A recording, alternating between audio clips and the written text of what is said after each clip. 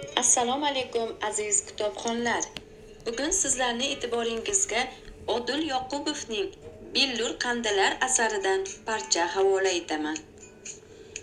Odil Yoqubovning Billur Qandalar asari o'zbek adabiyotining sermazmun, hayotiy va chuqur ma'noli hikoyalardan biridir.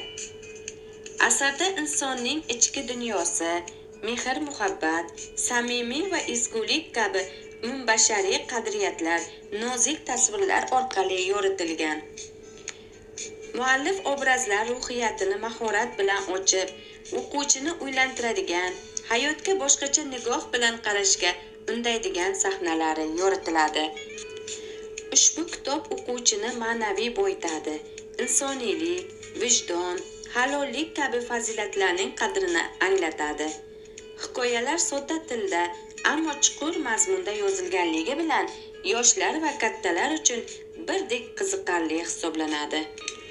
Aziz kitobxonlar, Odil Yoqubovning Billur Qandalar asari sizlarda qiziqish uyg'otgan bo'lsa, Sharof Rashidov tumani Axborot kutubxona markaziga kelib mutolaa qilishingiz mumkin.